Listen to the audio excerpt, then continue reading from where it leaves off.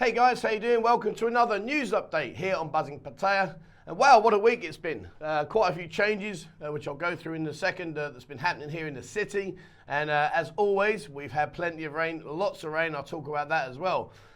Before I get started, guys, please, if you would remember, hit the subscribe button.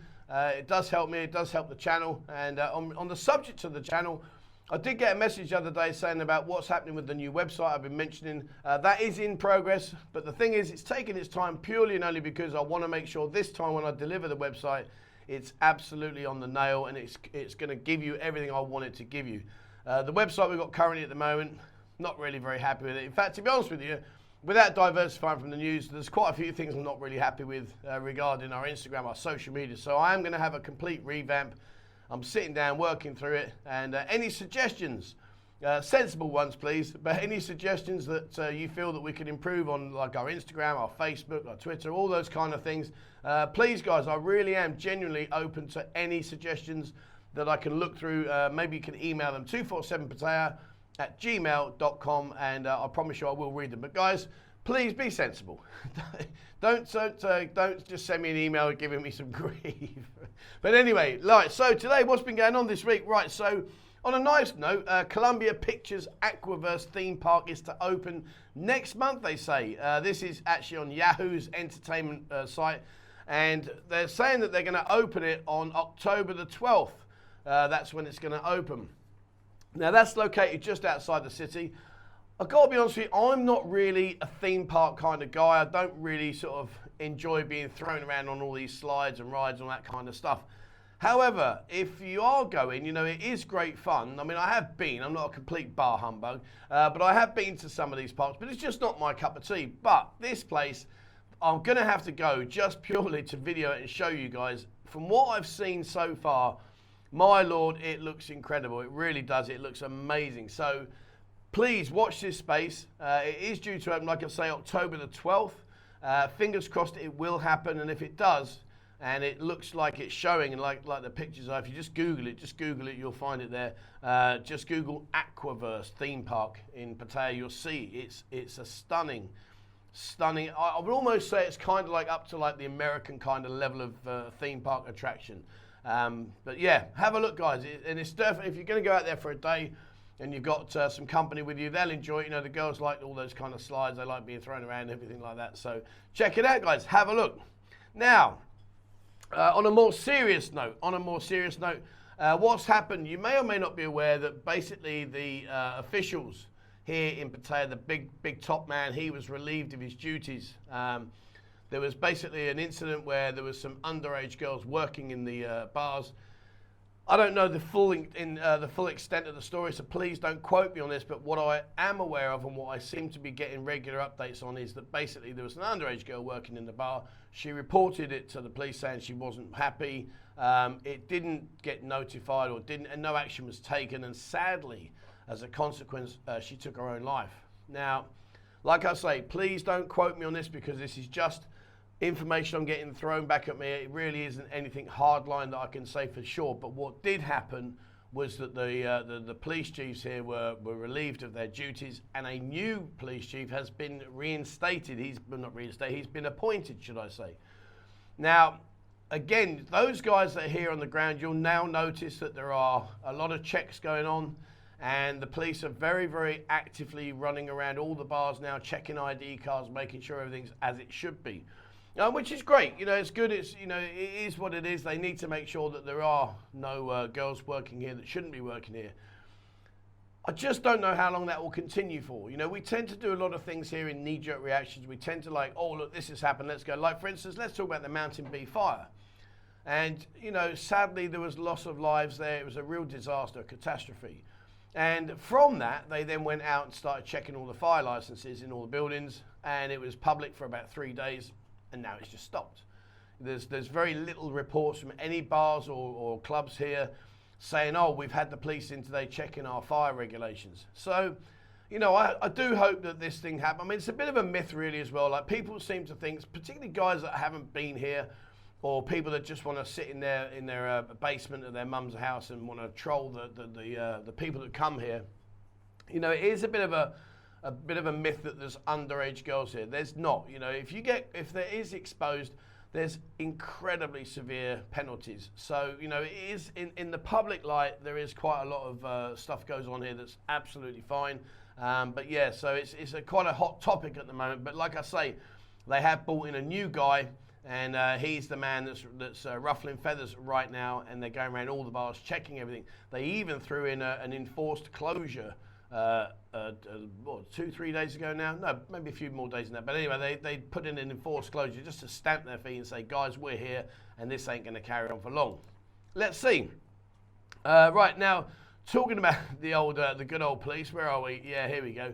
So the Pattaya, sorry, I've lost my line of thought here. That's the one I wanted. Right, I got there in the end. Sorry. See, this is why I can't do the BBC. Can you imagine me on BBC? And the news is, hang on, I've messed it up and I don't actually know. Let me go and check. I couldn't do it. Anyway, right, so I'm no Trevor McDonald. Right, corrupt police chiefs, 137 million baht fortune has been nabbed. So it goes on to say here, this is in the tiger.com. It says a former deputy commissioner of the Provincial Police Region 8 found guilty of fraudulent activity and has had his 137 million baht fortune confiscated by Thailand's criminal court for corruption. And what they did was they've basically gone in and they said that he was arrested for having assets worth more than he could ever afford in relation to his rank and salary.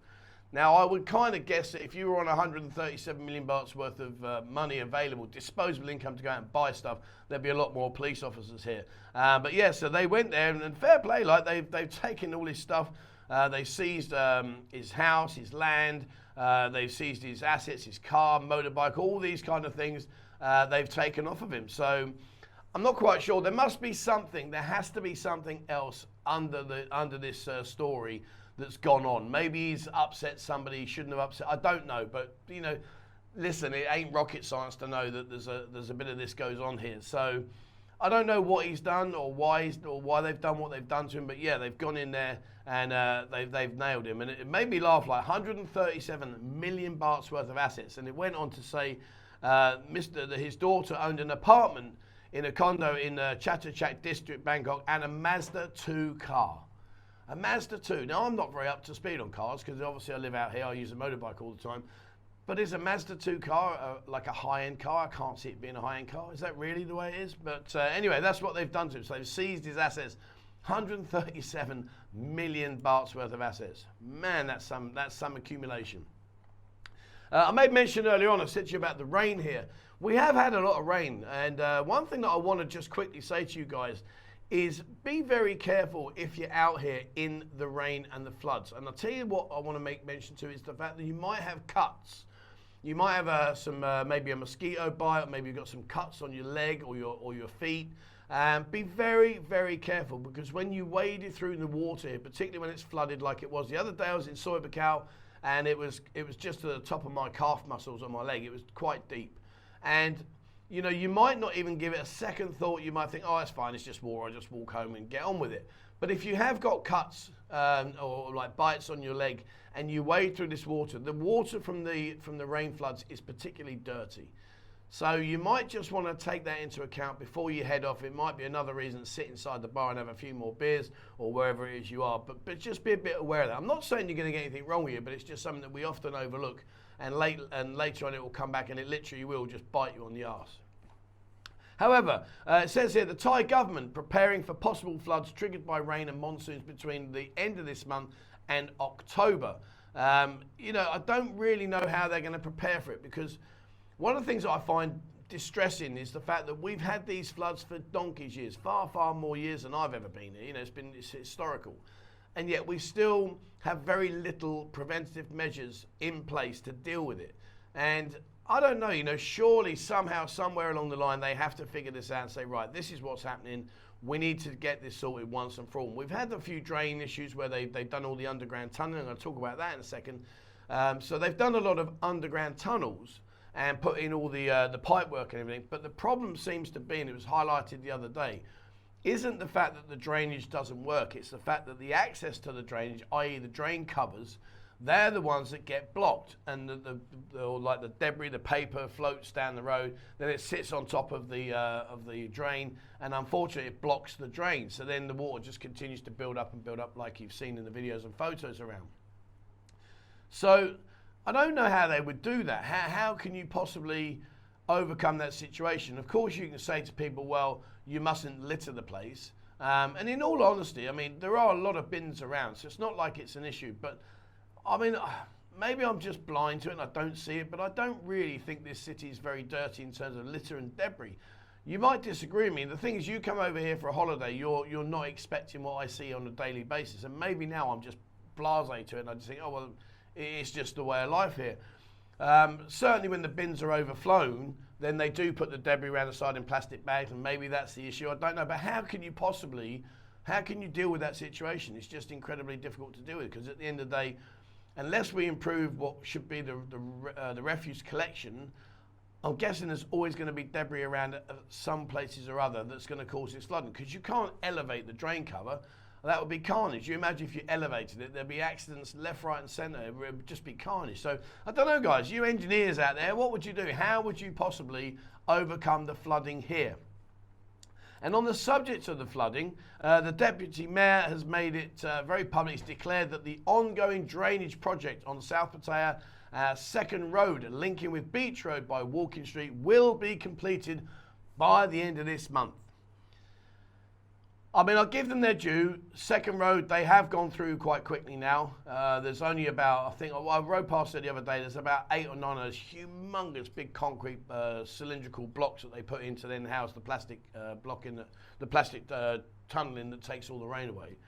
So they are going great guns, but I just don't know how effective that's going to be and whether or not they'll actually have that in place by the end of this month. I mean, they've still got, well, what we've got now, a few days left, haven't we? I don't know. I can't imagine it happening. But he says he's adamant. He's been out. He's been looking around what's going on. He's been cracking the whip.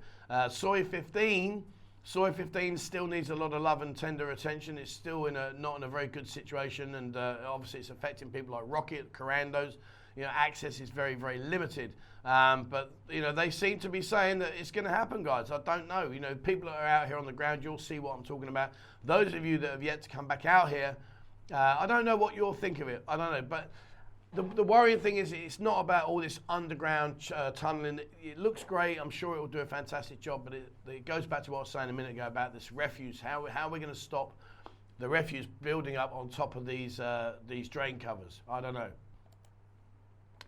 Now, you may not remember, but only a few days ago it was made mention that there was a 3.4 million baht robbery about a bank. And basically what happened was there was a woman there who had a lot of money on her. She was off to pay some stuff, and she was attacked, or should I say attacked? She was robbed of her money. Now, it goes on to say here, 2 suspects, including a man in a green food delivery outfit and a female staff member who turned out to be conspiring, as if, would you imagine, with the suspect, were arrested in Chonburi for 3.4 million baht robbery, according to the police reports. So what was saying is that she was a 24-year-old. She was walking out of the bank after withdrawing around 3.4 million baht to pay a company's employees, and was accompanied by a driver, and then she was subsequently robbed. I mean, it's just not rocket science, is it? Do you know what? I used to know someone used to work in the Mint in London, and what they used to do is they would do random stops, so the staff would never know what day they were going to do the check-in, but they would do random stops. They would put random deliveries. There was no, this driver's going to do this delivery on this day. It was always given out in the mornings where their routes were. It was very, very, what's the word I'm looking for?